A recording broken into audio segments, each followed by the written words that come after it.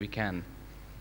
And one day, in a remote village in Ukraine, state of Soviet Union, Maxim Gorky was addressing a conference, a seminar, a meeting of peasants, farmers. And he was telling them, my dear brothers, this is the age of science, this is the age of technology. It is with the blessing of science, it is with the miracle of science that man can fly in the air like birds, as Dr. Art was telling us, even conceive landing on Mars with the Viking. It is again with the blessing of science that man can swim in the water like fish, submarines and so on. It is with the blessing of science that man can do this. It is with the miracle of science that man can do that. Science has taught man this, science has taught man that. And as he was going on in his flow, a seemingly foolish-looking person sitting right in the end stood up and said, "Sir, may I ask you a question?" All eyes were focused on the person in the end. Maxim Gorky said, "What is your question? Please do ask." He said, "Sir, I agree with you that science has taught man how he can fly in the air like birds, how he can swim like a fish in water.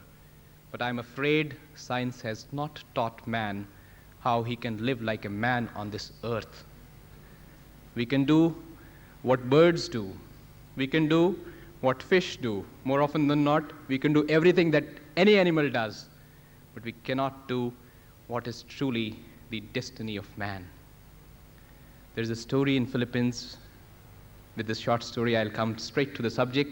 Go to the various departments of his empire to see what is happening. He would go to a prison, he would go to a hospital, he would go to a school.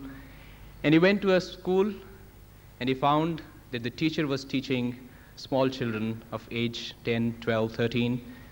And the teacher was teaching them biology. It belongs to some or the other kingdom. There is this metal that belongs to the kingdom of minerals. There is this parrot that belongs to the kingdom of birds. There is this dog that belongs to the kingdom of animals. And finally, the teacher, summing up the chapter, made the crowning statement, "And dear children, man is a mammal and belongs to the kingdom of animals." Scientifically, it is correct. Man does belong to the kingdom of animals. Moving on. And he respectfully asked the teacher that if he could find out from the students whether they have understood the message, they have understood the lecture. It shouldn't be that one keeps on speaking and the other doesn't follow. So the king came in the front and said, "Dear children, I'll ask you some questions. Please reply to the best of your capacity or whatever you understood." He took out his sword from his scabbard that was a part of his regal dress and said, "To which kingdom does this sword belong?" They all raised their hand and said, "Your Majesty, this sword belongs to the kingdom of minerals, the kingdom of metals." "To which kingdom does that crow that is announcing its arrival on that small tree belong?" "Your Majesty, this crow belongs to the kingdom of birds." "To which kingdom does this horse which I rode to come to your school belong?" "This horse belongs to the kingdom of animals." And then the king asked the question, "To which kingdom do I belong?" There was a pin-drop silence in the class. Who would dare to stand up and tell the king that you are just an animal, you belong to the kingdom of animals? Give the answer that she had taught 5 minutes ago. And in that eerie silence, one little girl stood up and said, "Your Majesty, may I answer this question, to which kingdom do you belong?" The king said, "Child, yes, please do answer." And she said, "Your Majesty, you belong to the kingdom of God." It is not only that king that belongs to the kingdom of God. Each of us inherits the kingdom of the Supreme. And that education, which does not explore, unearth, scoop out the potential of a human being. I'm reminded of a very devastating statement made by a very distinguished vice chancellor of a university in Asia. I hope it is incorrect to every word of it.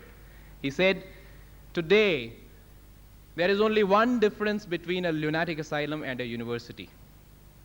And the difference is that spending 16 years in a lunatic asylum, the person that comes out shows some improvement. Spending 16 years in a university, the person that comes out shows no improvement." The education that cannot teach us how we can withstand the challenges of life, how we can withstand the problems of life, how we can love and live together. As that quotation on the left says, character development is evidenced in the way a person behaves when confronted with conflict. And we are all the time, every moment, being confronted with conflict. At this point of time, let us understand that education in human values is not a separate subject. We aren't talking of introducing another subject, nearly a box load of books, 5 million books they carry in nursery class. We aren't introducing another subject. Education in human values is not a subject, but it is the purpose of life. If we were to define what education in human values means in 3 words, we could say education in human values, the definition of education in human values is blossoming human excellence. Human values and blossoming human excellence. The purpose of education is blossoming. The second quotation on your left, on my left here. Education is a slow process like the opening of a flower. The fragrance becomes deeper with the silent blossoming of each petal. The purpose of education is to blossom the personality of a child, blossom the personality of a being. And values stand for excellence. If one were to define what human values are, we have at this point of time, working on this syllabus of education in human values, been able to construct a definition of human values. Are the focal points of perfection in a human personality. Values are not ethereal. Values do not fall from heavens. Values are something that are absolutely tangible, achievable by any human being. In the morning, we heard brilliant discourses on world religions. What was the conclusion? The religions may seem to differ in their content, but the essence of each religion is that unless a human being is able to imbibe these 5 values, the process of being and becoming is not complete. In other words, if one were to make a mathematical statement out of the world religions and human values, one could say that the human values are the highest common factors as well as the least common denominators of the world religions. And if one were to go a little deep into mathematics, there is only one number which can be both the highest common factor and the least common denominator, and that number is 1. Because they deal with the unit, and that unit is man, a segment, a fragment of the composite being that the Supreme stands for. The essence of world religions is human values. We must satisfy ourselves on one more count. We have put all these values into 5 major segments, 5 basic human values. Why are they 5 in number? Why not 6? Why are they human, and why do we call them values? This we must satisfy. I would draw your attention to this transparency.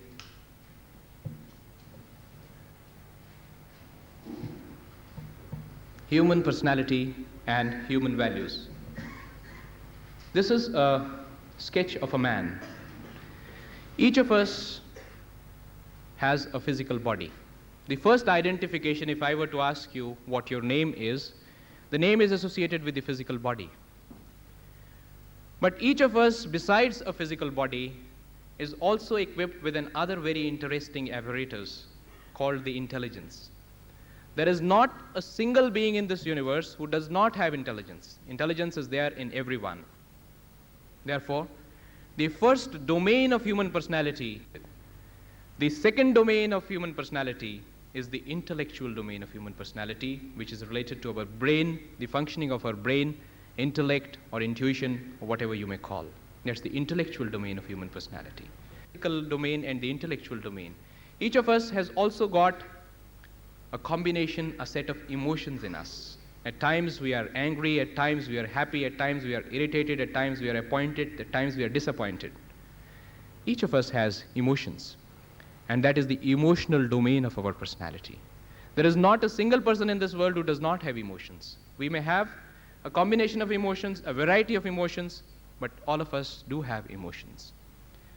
There is yet another domain of our personality which is called the psychic domain of personality. The psychic, which is related to the human psyche. And what does this domain of personality mean? Dr. Art beautifully brought out that the psychic domain of human personality is the answer to one question. And what is that question?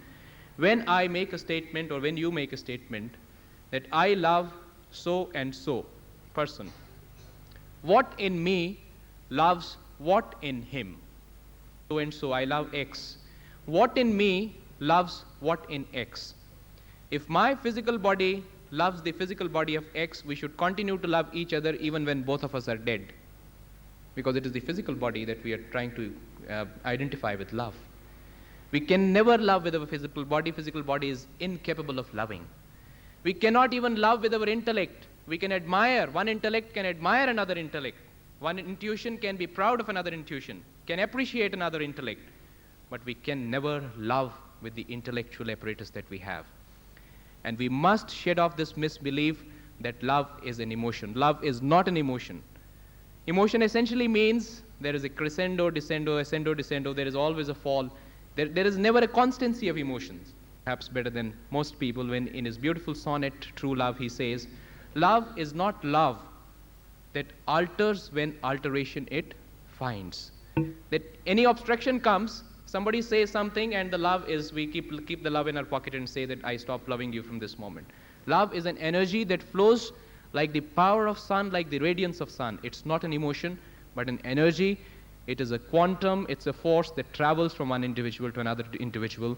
And the source of that energy in a human system is the psyche, soul, or the resident divinity within. One may call it by any name, but the center, the fountainhead of love in human personality is the psychic domain of personality, which is the fourth level of our personality. Must understand, and that is the spiritual domain of personality. Beyond our psyche also. When we realize that we have a relation with everything in this universe. Why? We have a relation with air, with the air that we breathe. We have a relation with the water that we consume. We have a relation with the fire. We have a relation with earth, of which this universe is made up of. Earth, water, fire, air, and ether. These five basic things of which this entire universe is made up of. And also have a direct relation with anything which is made up as a combination of these five things, which includes everything, which includes every human being, which includes every plant, which includes every animal, which even includes any conglomeration of atoms, be it a table, be it a chair, be it a microphone, be it a pen. We have a relation with everything. Because at the atomic level, if one were to go, the essence of atomic physics is that when it comes to atoms, we are all same.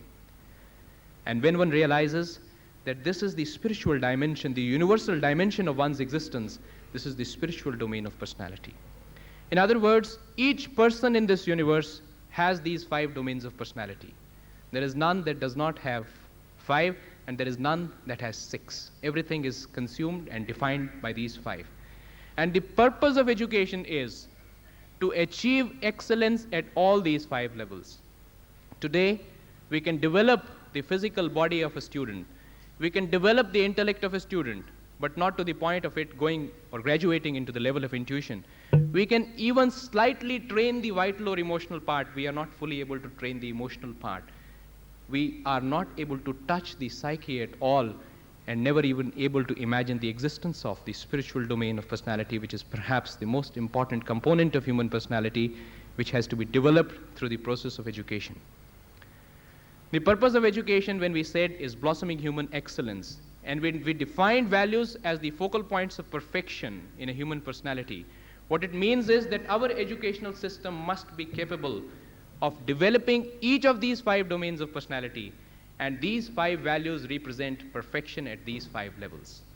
It is for this reason that we call them basic, because they are an integral part of human being.